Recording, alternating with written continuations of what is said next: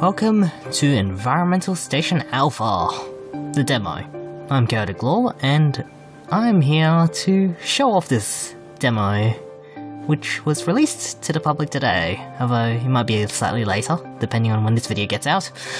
And I have basically run through the entire game. Well, this demo. And it's basically a Metroidvania, brought to us by a guy named Hempuli. Pretty simple story, pretty simple structure. And of course, we're sending robots. Because, why not? Least risk, maximum benefit, I guess. So yeah, I've basically started the game and finished it. Not much to show you off here. You know, you've got your controls, you've got your sound, your music, your resolutions. Most of the stuff you'd expect from a multimedia fusion game. It looks pretty neat. Only complaint I've really got is that it's actually, well, it shouldn't be a complaint, it's actually pretty challenging even though I've had a go at it. And you know how I am with Super Metroid, as you would have seen if you've seen any of my previous videos. So yeah, let's just hop on in and start up a new game. This is what a completed save file will look like, at least for the demo, and it has kicked me back to the main area. I'm not sure if that was intentional or not. Let's get started. So yeah, first things first, we're a robot, we're flying in from space to handle a station which has been abandoned for a number of decades. Nice to hear that. It sounds like a car just stopping.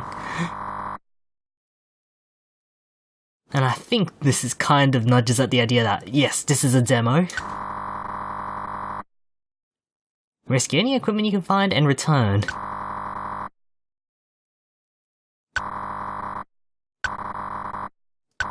Now, I'm not sure if it was if this was in reference to this particular demo, or whether it's just a subsection of the full game. Much like the AM2R project with its Substance demo or whatever. Which is like a simulator for Samus. This is a scale test for us to run around in. This is one of the save capsules. You'll restore your health. And it will basically save your progress and heal you. And as you saw just then, I picked up a health capsule. Most people, you probably won't notice it until the very end of the game when you're just wandering around.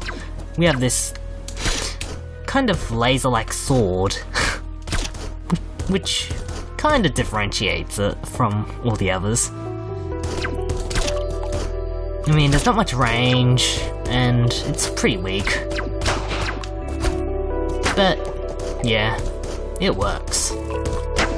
You can aim 4 directions, no diagonals, so it kind of feels a bit like a NES era kind of game, although the music seems to suggest something towards the Genesis era. That's the kind of vibe I'm feeling from it. And I get hit by one of those spiked dudes. This one's a biggie.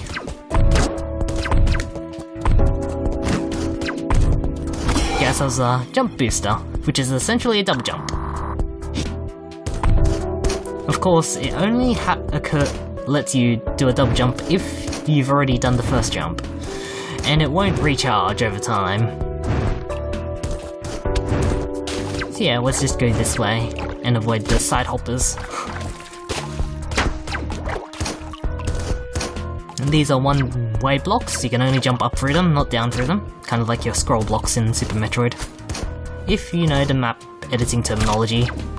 And of course you have atomics that are a lot faster, although they're more closer to the lettuce leaves, as Metroid MST tends to call them, since they can fly through walls and don't have to worry about colliding with things.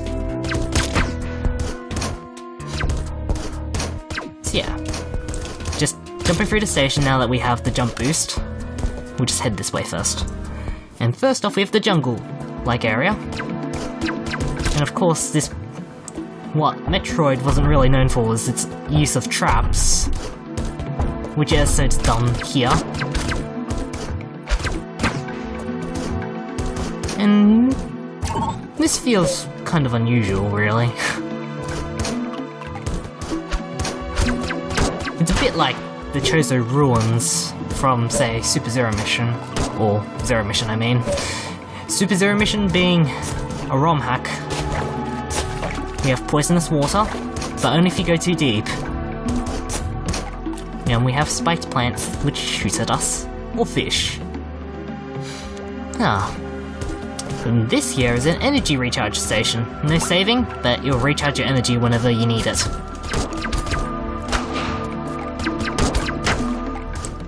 These worms feel like something out of Metroid 2, because that was the one place where they dropped out from the ceiling in the opening caverns or whatever.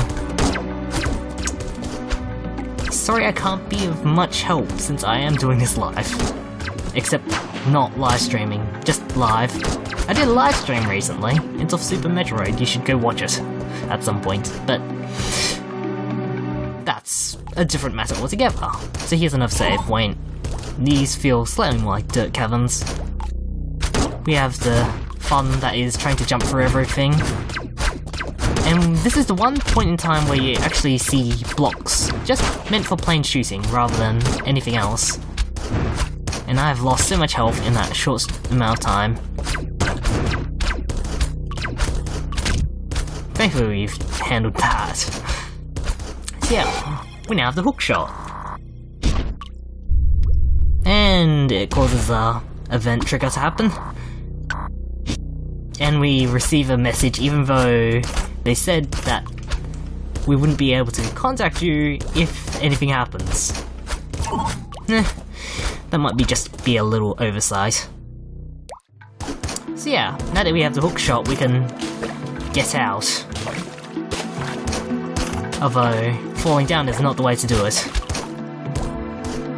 The intended solution is to hook shot across the ceiling. It's kind of similar to, I can't remember what that game was, but it was a homebrew game which was ported from a Flash game, which you had a hook shot essentially, and that was all you had. There we go.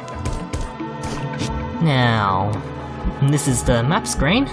You can take a closer look at the map here, and you can see the save areas all there, including your ship, and where we found that health capsule.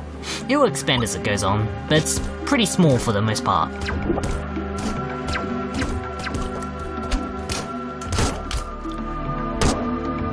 Ow.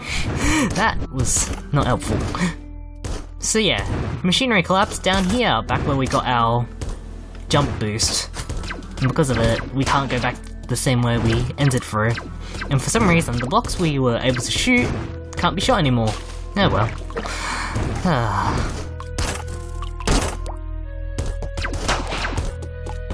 So yeah, kind of like forced backtracking, but it's nothing to be too mindful of.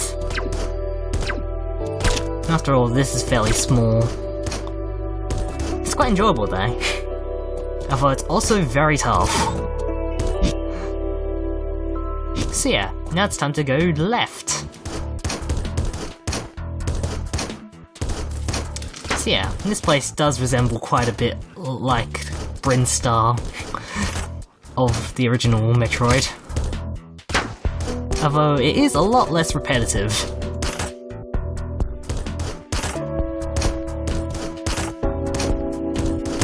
And as you can see there, I can use the hookshot with the jump boost. Over here, we have that guy who always explodes and causes damage. And if I just take a look at this here, we can take a look at the status and we can enable our jump booster and our hookshot whenever we feel like turning it on and off. So if I was to show you the hookshot, try to get across without the hookshot, I wouldn't be able to get up there, but since I actually do have it, might as well enable that. We can actually go up. Jump boost and all. This way is just a save point. Looks pretty nice. There's lots of glittery stones there too. I wonder how they're visible. Over this way, we get to the heated area. A little heated area. There's a bit of falling debris here as well, so it's something to watch out for. As you can see.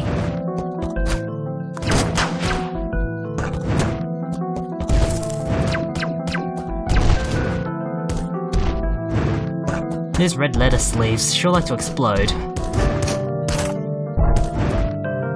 As you can see, lava, not good. Also falling trash.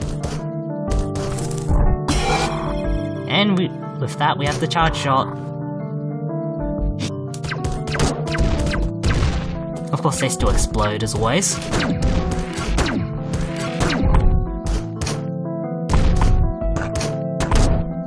And those hurt, of course. Thankfully we have a save point, which doubles his recovery. It hurts even if you jump on top of them, which is a little bit of an odd thing, considering, well, it's pretty static and doesn't intentionally want to damage you. But I guess it's just the general heat of this area. We have flame pillars, we have bugs that curl up into balls when they get hurt. I guess this is just like a small sampler for what you might expect. Anyway, the only way out is through this way. And as you can see, the charge shot took out those large guys quite a bit easier. I'm not too used to all the mechanics, but as you can see, doing alright.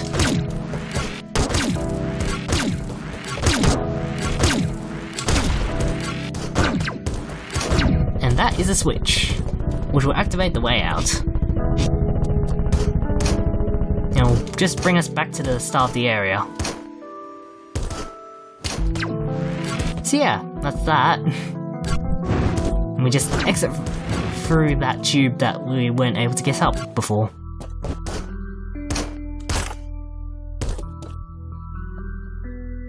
So yeah, let's just save again and keep running along. I keep forgetting that I've mapped it to a controller. Over here we have these air tubes and some worms, which is quite similar to the worms that I actually saw in a game called Heart of Darkness, which is a really vicious game, just judging from the video and how many deaths there were. Pretty gruesome stuff.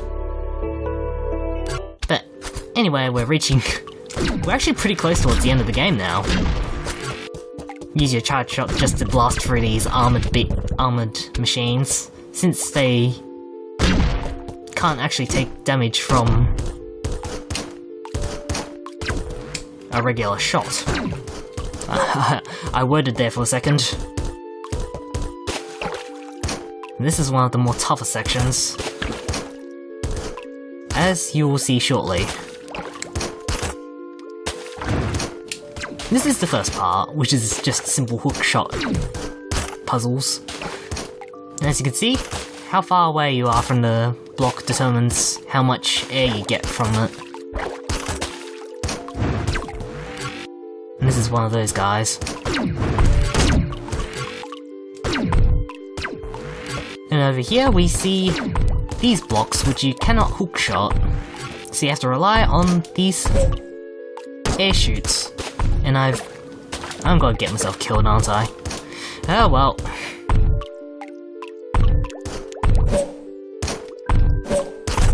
Yeah, this last part's a bit tough. But provided you can run around them long enough. Of course, chat, you can't. Of course. Game over! Pretty easy enough to resume progress though. So let's just load ourselves back in. It's running a very funny frame rate. It's 55. Now it's just a matter of getting across this area. At first I thought those shining blocks up there were actually meant to damage you, but apparently not.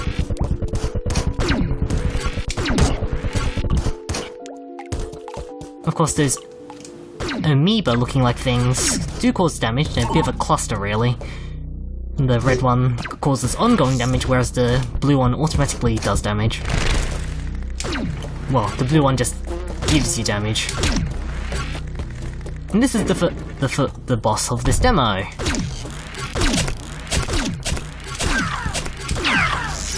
And as you can see, 3 parts to this boss, although you can only ever go after one.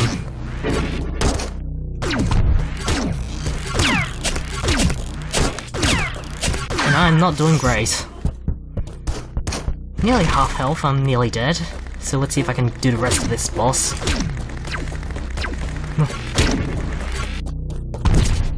And now we're in the second phase, it will actually start shooting stuff at us when it lands. You will need to listen out for the audio cues.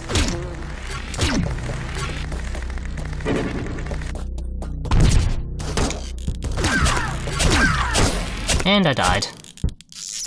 You get the gist of this one. First time through, really tough.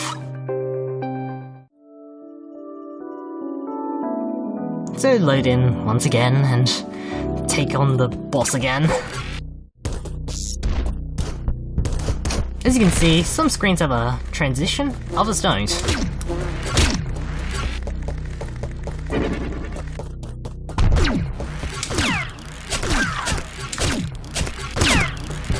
Charge shot seems to be pretty effective, so that's what I go for, generally. If there's any degree of randomness, it's those spawns.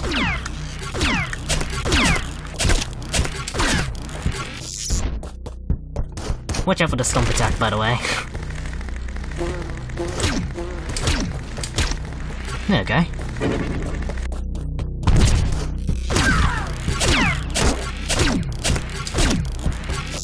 There we go, nearly done. And only 2 health lost. Yes, I do know what I'm doing.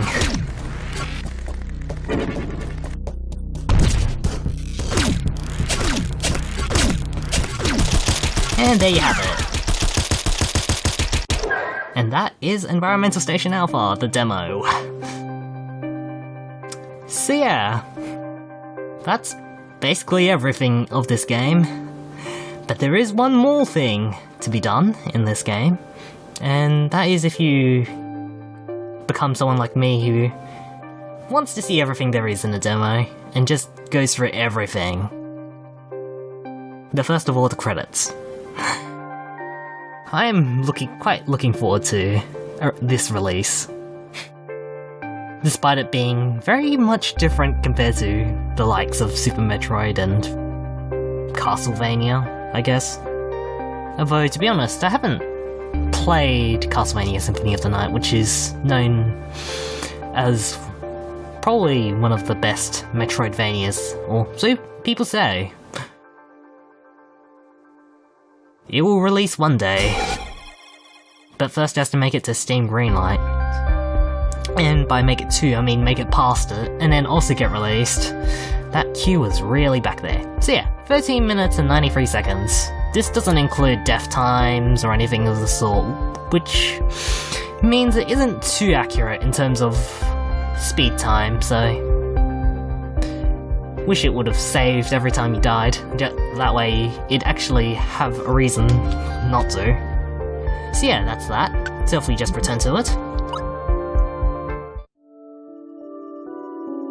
You might be thinking, those blocks look like they can be shot. And they can be, and they'll lead you back to the forest area. Of course it does put you in amongst a lot of enemies. So yeah.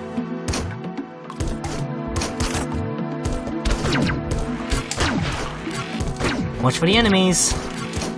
Make sure keep healing yourself if you can. This game is really unforgiving. And I'm glad for that. That hurt a little. I mean, you can't expect to be good instantly.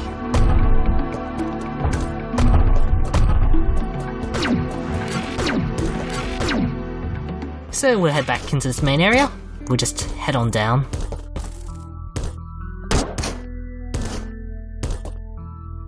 And we'll head back this way, to the main area. I haven't shown you off this terminal, but it basically just tells you, save your progress with that. So we grabbed the health capsule here already. You can't actually return to the ship to leave at this point in time, but as you can see, we can actually use the hook shot up on the ceiling above us. And as you can see, we can go all the way to the other side of this map. So if we go down here, we get this terminal. And this is the message. And of course it has a little message for us, although it won't actually help at this point in time. Also, there's no way to actually get off here. As much as you can hookshot here, you end up generally most of the time falling off and dying. So yeah, that was Environmental Station Alpha, the demo. I'm very much looking forward to it in the coming months, hopefully. There are some high expectations of this game, and having played this, I think it'll be a good one. So I'm Cataclaw, and you've been watching Environmental Station Alpha. I've no idea how many times I've dropped that name, but that is that.